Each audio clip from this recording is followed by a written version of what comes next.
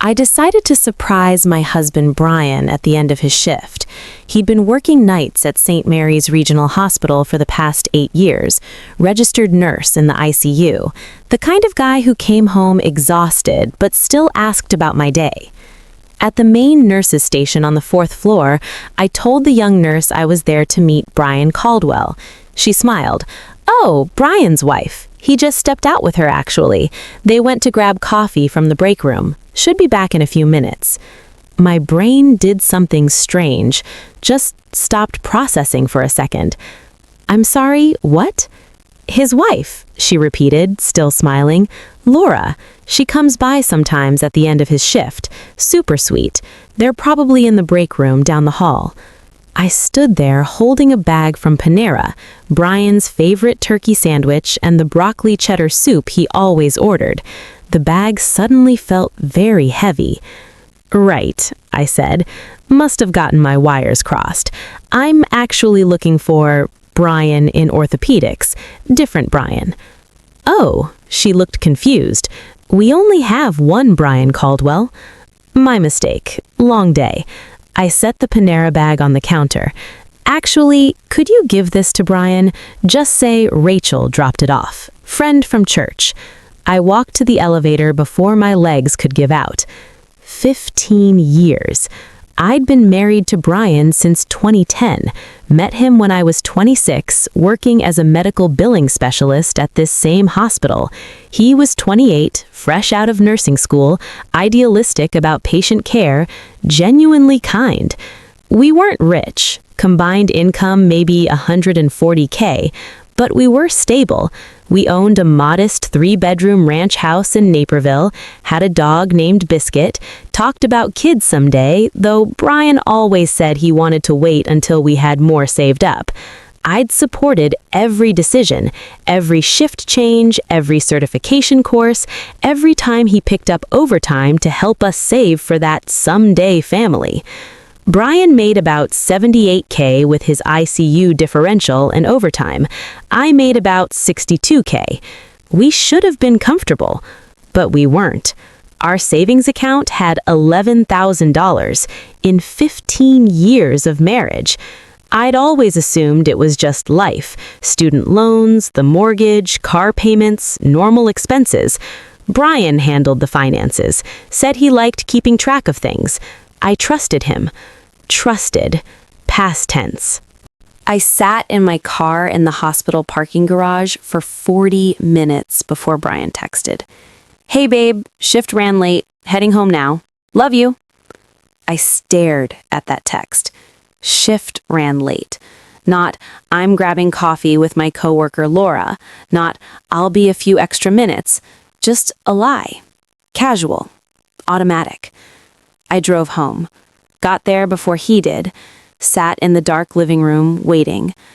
Brian came through the door at 7:43 a.m., looking tired, scrubs wrinkled, hair messy. "Hey," he said, dropping his bag. "You're up early." Couldn't sleep. He came over, kissed my forehead. "You okay?" "Fine. How was work?" "Brutal. Lost a patient around 5 a.m. Always hits hard." His voice cracked slightly. Real emotion. Real grief. He was good. Really good. "I'm sorry," I said. "Yeah," he rubbed his face. "I'm gonna shower and crash. You heading to work?" "In a bit." He went upstairs. I heard the shower turn on. I sat there, in the silence of our living room, the room where we'd celebrated anniversaries, hosted Thanksgiving, watched thousands of hours of TV together, and tried to process the fact that my husband apparently had another wife, Laura. I pulled out my laptop and searched Facebook. St. Mary's Regional Hospital Employee Group. Searched for Laura. Found her in under 2 minutes. Laura Simmons, RN, ICU. Profile picture, blonde, early 30s, bright smile, wearing scrubs with a stethoscope. Recent post from 3 days ago, night shift crew equals best crew. Heart. Tagged users included Brian Caldwell. I scrolled through her photos. holiday party at the hospital, Brian's arm around her waist, hiking photo, Brian and Laura at Starved Rock State Park, both in matching Columbia jackets, coffee shop selfie, Brian kissing her cheek. Every single photo, Brian wasn't wearing his wedding ring. I went upstairs quietly. Brian was asleep, face down on the bed, still damp from the shower. His wedding ring was on the nightstand. He always took it off to sleep, said it felt tight at night. I'd never questioned it. I called in sick to work. First time in 3 years. After Brian woke up around 2 p.m., kissed me goodbye, and left for errands, I started digging. Our joint checking account showed his direct deposits, regular, consistent, but withdrawals I didn't recognize. $800 monthly to Oakwood Apartments, Venmo payments to Laura S. for $200, $350, $500. Charges to furniture stores, restaurants, a jewelry store. Over the past 4 years, roughly $120,000 had gone missing. Brian made $78K a year. We should have had savings, should have been comfortable. Instead, he'd been funding a second life. I found the address for Oakwood Apartments. A small complex about 15 minutes from the hospital. Nothing fancy. 2-story brick buildings. $800 a month for a 1-bedroom. I drove there at 4 p.m. Building C, Unit 14. I didn't have a key, but the main entrance was propped open by a broken lock. I found Unit 14, knocked, no answer. I tried the handle, unlocked. Inside was a furnished apartment, small but lived in. Photos on the refrigerator, Brian and Laura at Navy Pier, at a Cubs game, at someone's backyard barbecue. In the bedroom, Brian's clothes in the closet, his deodorant in the bathroom, his favorite coffee mug on the kitchen counter. On the dresser, I found a folder. Inside, lease agreement in Laura's name, co-signed by Brian Caldwell. Bank statements for a joint account I'd never seen, showing deposits from both their paychecks. Wedding planning documents. Save the date draft. Laura Simmons and Brian Caldwell, June 2025. Venue quote, the Meadowlark Estate, $8,500. Guest list, 87 names, including Brian's parents, his brother, our mutual friends. My hands were shaking. He was planning a wedding to someone else while still married to me. At the bottom of the folder, divorce consultation notes, dated 8 months ago. Strategy, file for irreconcilable differences. Rachel's work schedule conflicts have caused emotional distance. Cite her lack of support for career advancement, refusing to relocate for better opportunities. Examples listed. Rachel refused to consider moving to Chicago for my ICU manager opportunity. Rachel prioritizes her job over our relationship. Emotional unavailability, doesn't understand healthcare stress. Every normal marital friction point reframed as my fault. I photographed everything, every document, every photo, every note. Then I left. Brian came home at 11 p.m. I was in bed, pretending to read. "Hey," he said, "how you feeling?" "Better." He changed into pajamas, got into bed beside me. "Rachel," he said quietly, "can I ask you something?" "Sure." "Do you ever think about what's next for us?" My heart stopped. "What do you mean?" "I don't know, like kids, moving, changing things up. Sometimes I feel like we're just stuck." Stuck. The word from his divorce notes. "Do you feel stuck?" I asked. He was quiet for a moment. "Sometimes, don't you?" "I thought we were happy." We are. I wonder if we could be happier, somewhere else, doing something different. He was testing me, building his case. Maybe, I said carefully. What did you have in mind? I don't know, just thinking out loud. He kissed my shoulder. Love you. Love you too. He fell asleep within minutes. I lay awake until 3 a.m., staring at the ceiling, planning my next move. The next morning, I called Dr. Angela Ross, the chief nursing officer at St. Mary's. I'd met her twice at hospital charity events. Sharp woman, late 50s, no nonsense. Rachel Caldwell, I said when she answered. Brian Caldwell's wife. We met at the fundraiser gala last year. Of course. How can I help you? I need to discuss some concerns regarding workplace conduct. Do you have time to meet today? A pause. What kind of concerns? The kind involving 2 ICU nurses in an undisclosed relationship that may violate hospital fraternization policies. Another pause. Longer.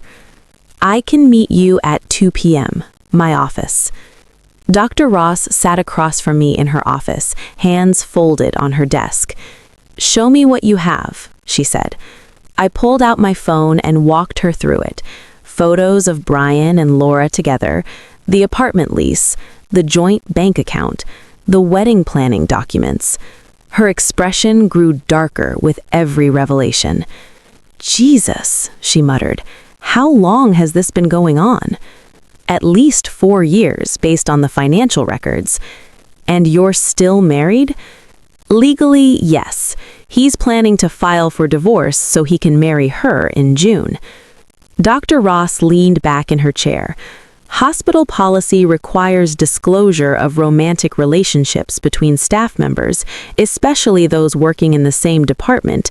It's a conflict of interest issue. Shift assignments, performance evaluations, patient care decisions. They've hidden it for 4 years. If that's true, this is a serious violation. She paused. Rachel, I'm sorry for what he's done to you personally, but I appreciate you bringing this to my attention. This affects patient safety and workplace integrity. I have copies of everything. I handed her a USB drive. I'll need to launch an internal investigation immediately, she said. This will likely result in disciplinary action. I understand.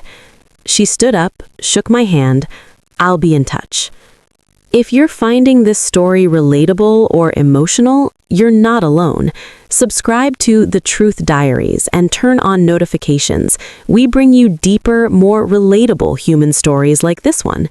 Be the first to know when we post new stories. Thank you for being part of our growth. I filed for divorce that afternoon.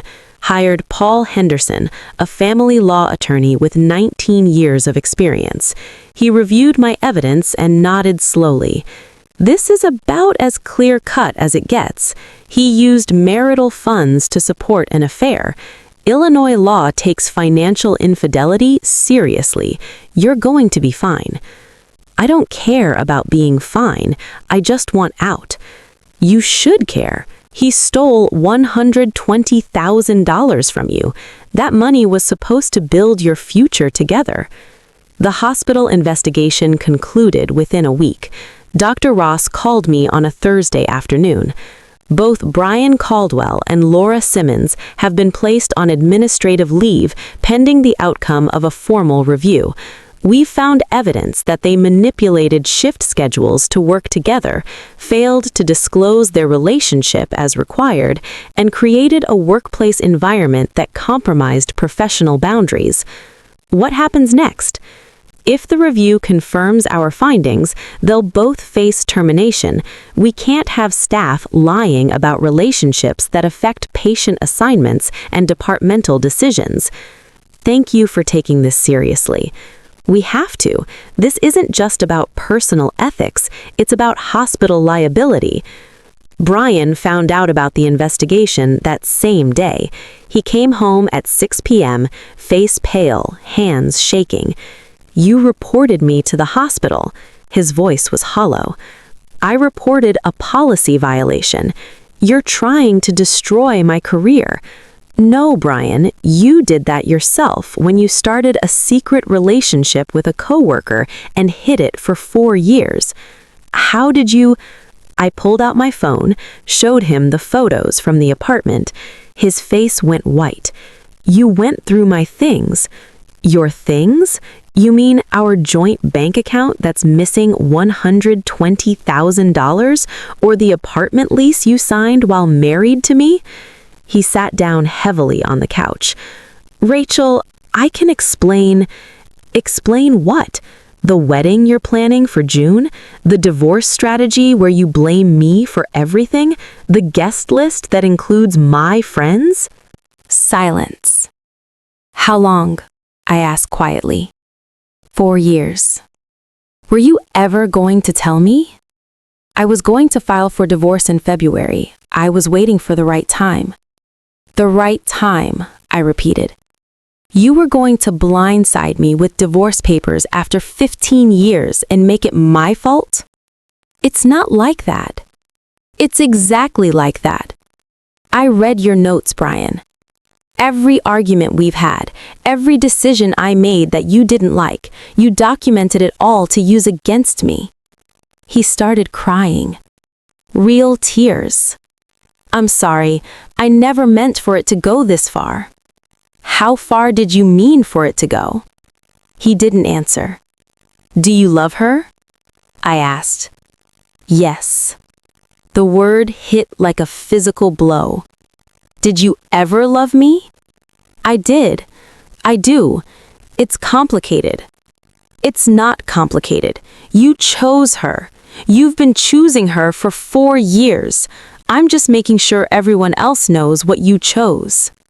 Brian and Laura were both terminated from St. Mary's in early December 2024. The hospital cited violation of fraternization policies, failure to disclose conflicts of interest, and manipulation of work schedules. No severance, no references. Brian tried to find another ICU position, but hospitals talk. Word spread. Laura moved back to Wisconsin to stay with her parents. Their relationship fell apart by January. Brian blamed me for ruining his career. Laura blamed Brian for not being honest about his marriage. Neither of them took responsibility for lying to an entire hospital for 4 years. The divorce finalized in March 2025. I got the house, Brian got his car and his damaged reputation. He moved into a studio apartment in Joliet.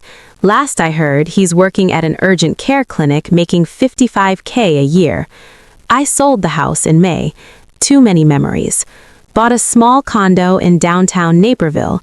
Clean, simple, mine. Started therapy with Dr. Karen Whitfield. She says betrayal trauma takes time to heal. I'm not rushing.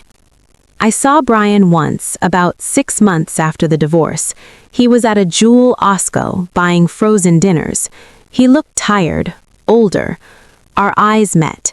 He opened his mouth like he wanted to say something. I turned and walked away. 2 years later, I'm sitting in my condo on a Saturday morning, drinking coffee and reading. My phone buzzes. A text from Scott, someone I met at a hospital charity 5K run last year, works in medical device sales, kind eyes, knows my whole story, chose me anyway. Coffee at 10? That place you like with the good scones. I smile and text back. Perfect, see you there. I put down my phone and look out the window at the quiet street below. Behind me, my home is small, honest, mine. No secret apartments, no hidden bank accounts, no carefully constructed lies, just truth. Simple, painful, free. And you know what? That's enough. That's more than enough. That's everything. Stories like Rachel's remind us that truth always finds its way to the surface. If this resonated with you, please subscribe to the Truth Diaries and turn on notifications so you'll be the first to know when we post new stories. We bring you deeper, more relatable human stories. Thank you for being part of our growth.